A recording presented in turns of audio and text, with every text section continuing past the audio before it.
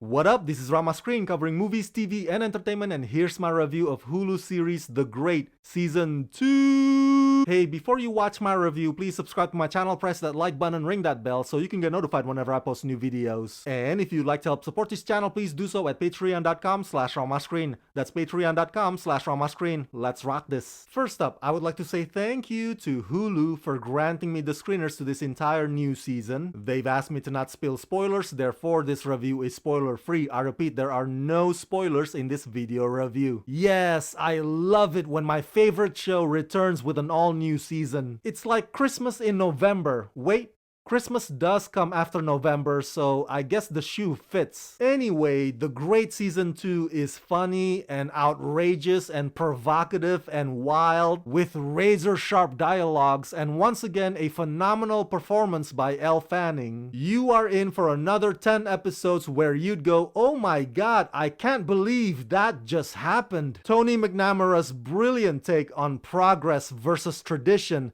wrapped in an unapologetic, irreverent humor that calls out the pettiness of toxic masculinity, never ceases to amaze me. It is a gift that keeps on giving.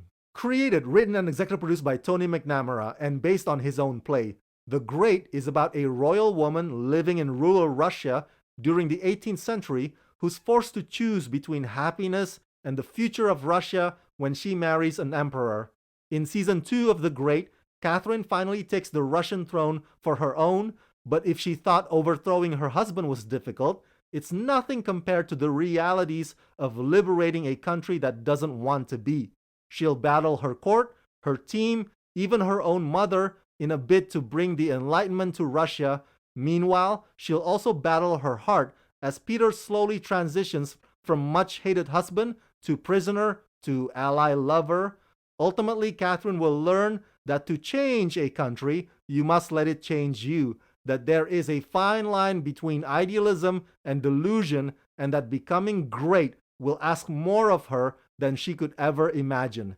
Starring Elle Fanning, Nicholas Hoult, Adam Godley, and guest starring Gillian Anderson. Hey look, I interviewed Nicholas Hoult on the red carpet a few years ago. And hey look, I also interviewed Elle Fanning also on the red carpet a few years back. So go watch my video interviews with those two amazing talents right here only on Rama Screen YouTube channel. It goes without saying that even though I will not be spilling spoilers here, this review is mainly for those of you, my fellow The Great fans, who already know what's up. Now, at the end of last season, Catherine struck a coup d'etat against her husband, Emperor Peter of Russia, and so this season 2 picks up right where that left off. And let's just say that that whole process is as quirky as it is chaotic. It's a mix of they're winging it with guns blazing and not knowing exactly what they're doing. Because as Catherine soon realizes, changing a person might be difficult, but changing ideas, lifestyles, mentalities is damn near impossible. It's kind of like pushing a giant boulder up a hill. When people are so set in their ways, how on earth can you command, let alone inspire them to think differently? So, while Peter continues to spew his misogynistic, sexist comments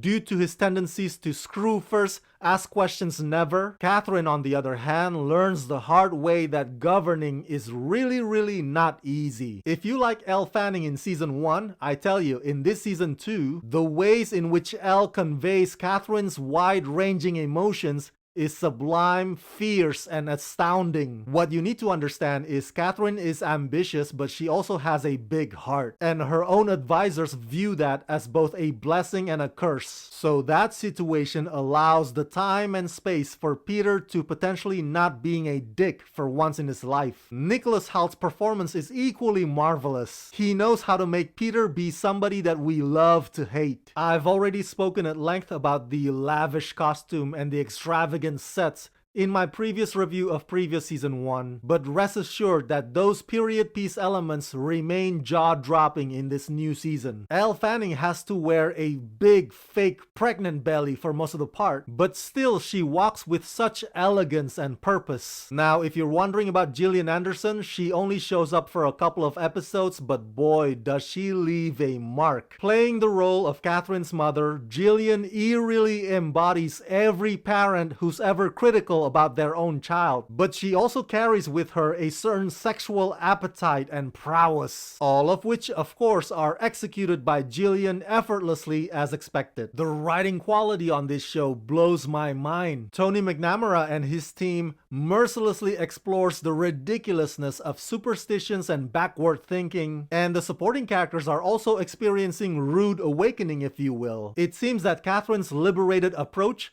has compelled something inside them that they have long chosen to repress. Many of the episodes are dealing with the question of how much violence should they apply in the process of diplomacy? And as Catherine herself comes to personally find out, sometimes she has to get her hands dirty if she wants the job done. Season 2 is wickedly hilarious, brutally honest, and beautifully crafted. The Great is a show that only gets better.